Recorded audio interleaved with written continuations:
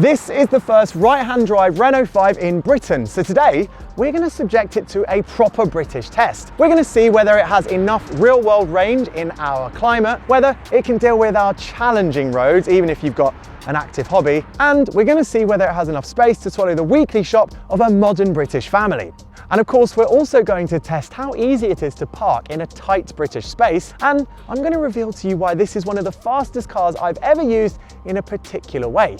Seems the Mini Electric might have a problem on its hands. Oh, and if you're wondering, we've chosen this pop green Techno Renault 5 because it's the longer range car which we think is going to be most popular in Britain. But, of course, first, this right-hand drive 5 needs to prove itself in Blighty. So with my bicycle squeezed into the back, I get donning a POV GoPro for a test that busy people will be able to appreciate. Okay, so this is the most real world of the real world test because it's something we will all face in our lives. If you're late for something and you need to get in the car and get your address in the sat nav as quick as possible, you don't have time to waste. But nowadays we use these. So I'm going to test how quickly the Renault 5 systems fire up and how quickly CarPlay fires up as well. And I think anything over 15 seconds is too long in 2025. So let's see how quick it all works, eh? I've got the key in my hand, so I'll give it a benefit of the doubt. I'll unlock the car manually and jump in.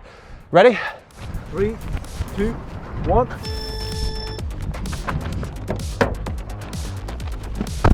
Right, that's on, belt on. That was rapid. Right, come on, give me Waze. Waze, brilliant. Right, that's done.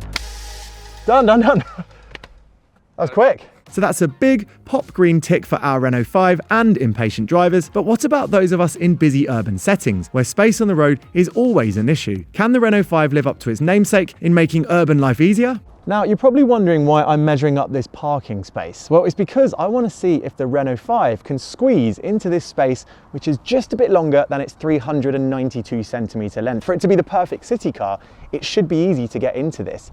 But as we know, length is only part of the story.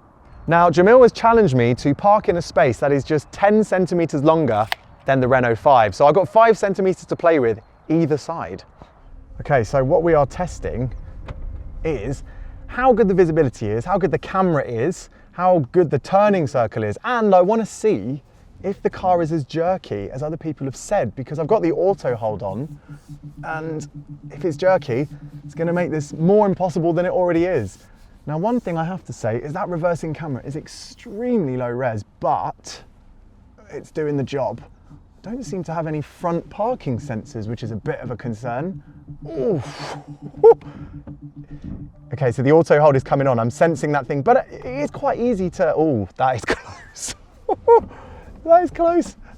It is a little bit jerky, I'm getting that, definitely. But because the car crawls, I can just have to wake it up with a tap of the accelerator. Oh yeah, it's a little bit jerky. I'm gonna have to turn the auto hold off and just lean into the creep function. That is the only solution.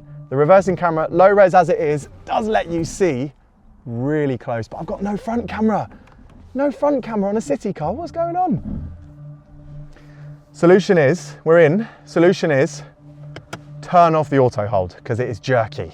But without the auto hold, the car creeps. The cameras are good, turning circle's great, but I'm blind on the front. Am I in? I think I'm in. All right, what does that look like? Not quite a snap. Okay, that's really embarrassing, isn't it?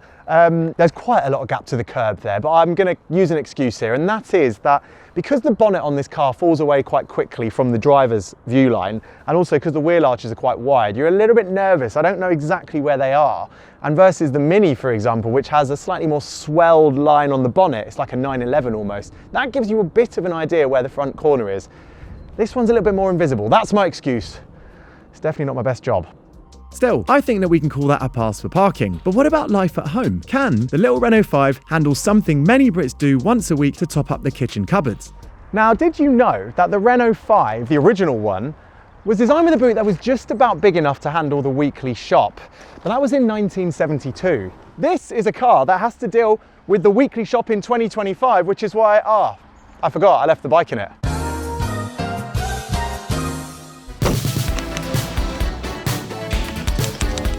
Okay, right, now that's out of the way, I'll try and do it properly this time. So we've got our shopping bags. Here is the boot.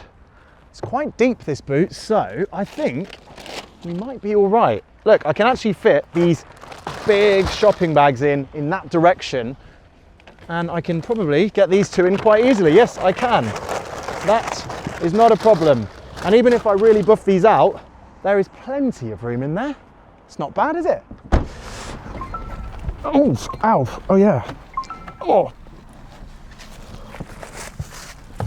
Okay, now everything is in its rightful place, and the bicycle being on the roof is actually quite handy because now I want to test what this car's ride is like on a proper bumpy British route. If it rattles too much, it might fall off. So let's see how it does. Here's some cobblestones to start. It's quite a nice ride. Do you know what? It's got that solid feeling you get in electric cars these days because they are a bit heavier.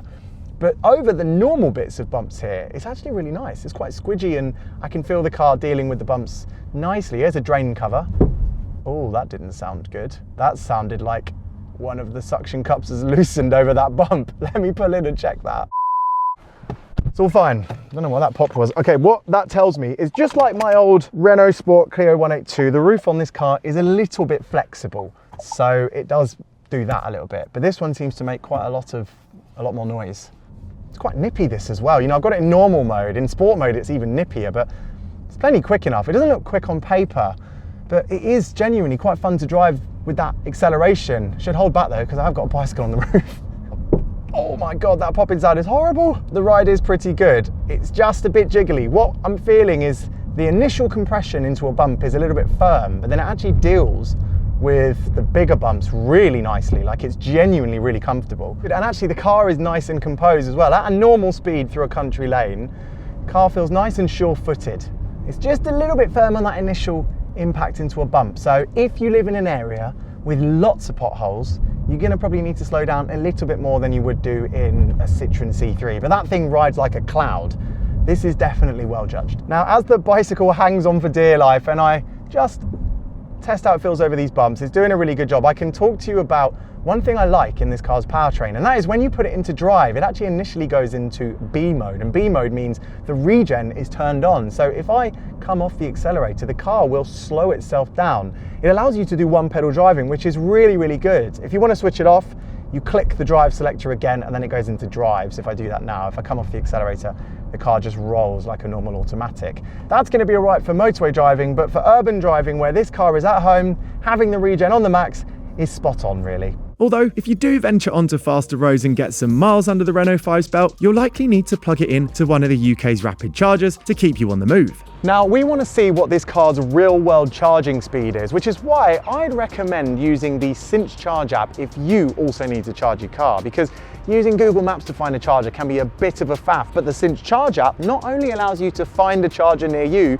but it also tells you how to get there at just 2 clicks. You literally can just click, take me there, and it will go straight onto your car's sat nav. And you can even see the charging speed.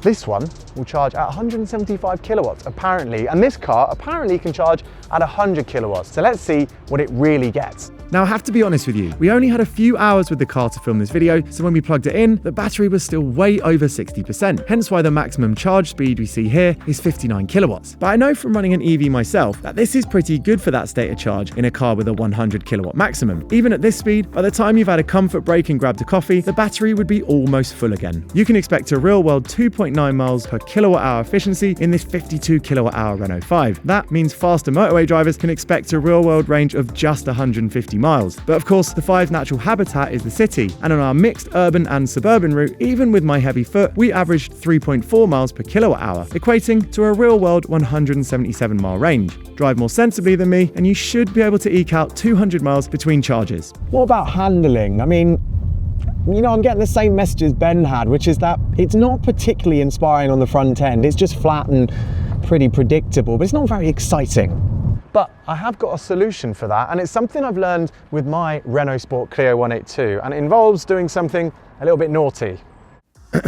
Yeah, adding a bit of air to the rear tyres is a trick I've learned from my Clio 182, this loud thing here, because it sharpens up the handling because you're taking a bit of grip away from the back. That's better. Just feels a little bit more keen on the front end. Of course, the door's still wide open for more fun, but that will be taken care of by the Alpine A290, and Renault is making a rear-wheel drive version of this car. Unfortunately though, this fantastic looking Turbo 3E is not only going to be limited production, it will also cost north of £100,000. If you want a more accessible fast Renault 5, sister brand Alpine makes the A290, which I totally fell for when we drove it last year. That said, going for the normal Renault 5 does come with one key advantage, and that is price, because starting at £23,000 means the 5 isn't much more expensive than the old Zoe, and that car had great residual values. Of course, it's not all great. I, like other journalists before me, find the gear selector a little annoying, firstly because you have to be patient to get it to change from drive to reverse, you can't just flick back and forth like you would in a Tesla, and secondly, it's placed so close to the wiper stalk, it's easy to pull the wrong one. Okay, so it's not perfect, but I definitely think this Renault 5 passed our UK test. I think these are going to sell so well, they're going to go quicker than a croissant from the Lidl bakery. Do they even exist actually? Because they're never there when I get there. Anyway, these are priced right and they're brilliant to live with, so I think they are very worthy of sales in Britain. And if you want to know what they're like in even more detail, Ben did a really thorough review here on the continent. And if you want to know what a Renault 5 that oversteers is like, well, I got to drive one in the Alpine Spec.